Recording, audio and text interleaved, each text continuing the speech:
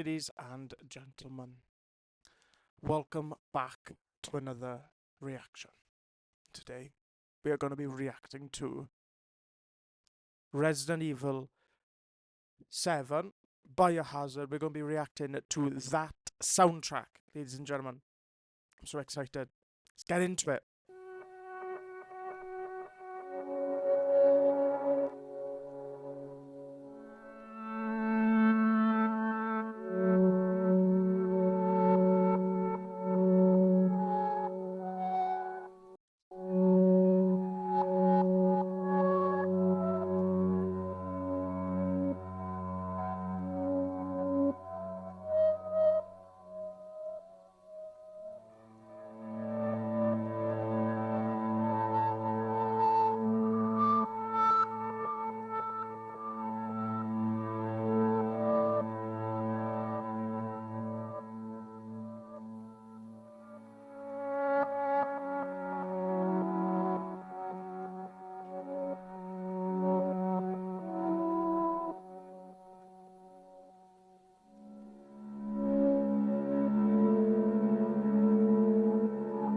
So a minute in, and the story is being kind of painted through this main menu theme, which is obviously would be kind of like the official soundtrack. Let me know in the comments down below if you want me to react to anything in the Resident Evil catalog. Then Resident Evil 7, I think, is like by far one of the most one of the best games. You know, that's debatable at times. I understand that, but for me, I thoroughly enjoyed Resident Evil 7. I think it is extraordinary. Now, within a minute, there's a lot of distortion, a lot of glitching effect, a lot of movement in that category, then, if you will. It's unique because the game is unique, duh. But when you have a game that's called Biohazard and kind of it's a bit of like a non-linear storytelling kind of game. It's weird, with this kind of biohazard, these different creatures. There's like what happens like when someone gets like becomes one of them. Then there's a lot of weirdness. The approach to the soundtrack, you have to kind of keep it weird, you know. This is one of the best ways. As aspiring composers, there's all synths in this. There's strings, but there's so much like they sampled something, flipped it. There's so much reverse and that creates a bit of distortion within the listener. You have a melody or you have a sound that you have. You bounce that out. You reverse it as an audio, and then you add in some kind of distorted layer effects to it as well. That's going to cause some stuff.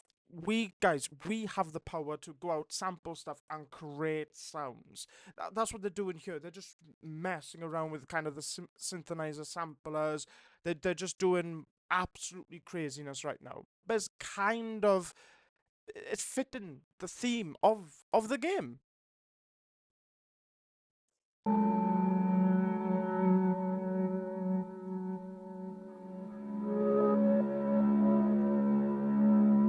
So there's a bit of bass there. There's a bit of strings there. But a lot of it is just distortion, reverb, reverse. It's just a lot of an effects going on right now, which is creating the sound. And at times, the higher synths or the higher strings are coming through and just painting that kind of emotional motif or that language that a composer would naturally use as well. Yeah. I'm just trying to think of anything else. It reminds me of kind of in a weird way, a bit of like 1960s kind of sound. And they're just like kind of sampling that as well and kind of creating that atmosphere of kind of like a 70s horror movie, kind of in a weird way.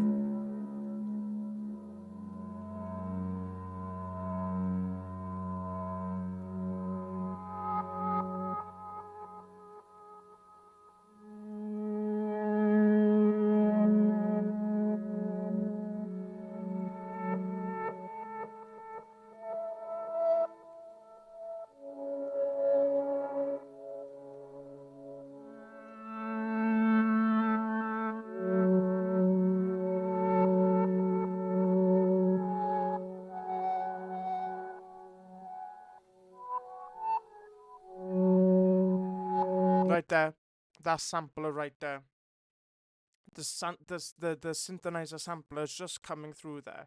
So piece by piece, there's just some little sounds. But this is a great lesson for us aspiring composers, ladies and gentlemen, is that to just to go out and record.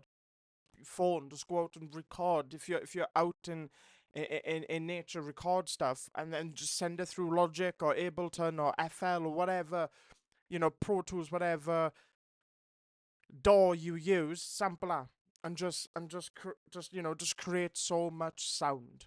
Right there, bloop, bloop. It's kind of like a bit of kind of language being displayed there. See, just some little annotations within certain melodies, but it's still a soundtrack.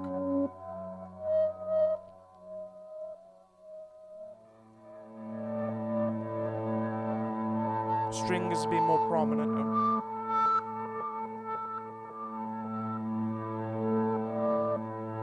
It's almost like what do they call it? I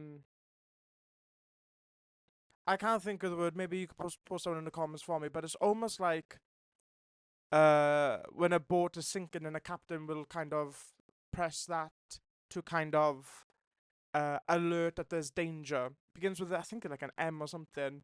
But it's an actual message through like tapping. Like you can like it's like a chord or whatever, like a captain would use.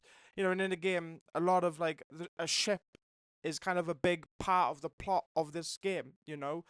So it almost feels like boatish with that synthesizer. We have the strings layering. We have all the effects that's going on, but that little synth of is kind of like sending a message, kind of like what happens in the game when a partner you think has vanished sends you a message.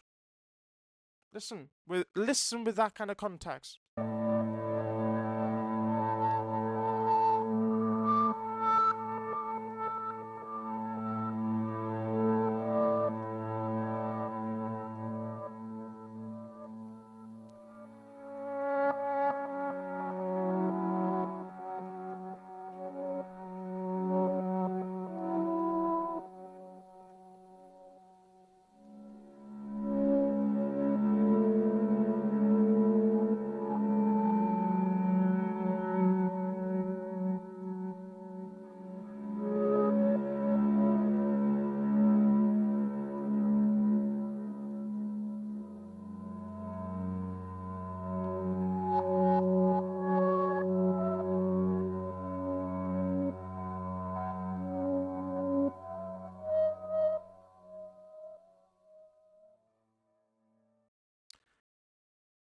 What I like about this soundtrack is that it's not epic, it's not grandiose, it's not kind of classical, it's not traditional. It's not traditional. It's very sound designy, it's very experimental, but I think most importantly, just like this game shows, it's very atmospheric. It does set you that scene with the context of the kind of coding that a boat captain or a ship captain would use if it's um the beep beep beep beep beep beep beep, beep, that kind of stuff. That's in there. It's a message to the main character you play as. But it's also illumine the sense of dread. There's tension there. It's an underlying uneasiness when you play this game. When you listen to the score, it's a sense of uneasiness. I remember listening to this when I first played the game.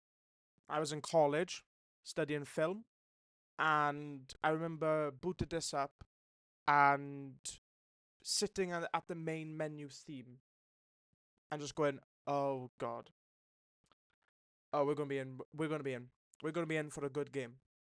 And I think that's why this is really good. And the reason why, yeah, you might look at it and go, oh, "There's not a lot going on," but there is though. There is underlying themes here. Uh, they took inspiration from, kind of ship decipherings and codes and stuff. I can't remember the name. Post on the comments. that is represented through the synth and kind of the atmospheric. You know, this game is very atmospheric in terms of tension. It's around a haunted house as well. Not a haunted house, but you know what I mean, like a creepy ass house. But ladies and gentlemen, post down in the comments down below what you want me to react to, what you want me to react to next in terms of Resident Evil. Post down in the comments down below what do you like about Resident Evil 7 Biohazard. And until my next video, ladies and gentlemen, peace out, like, and subscribe.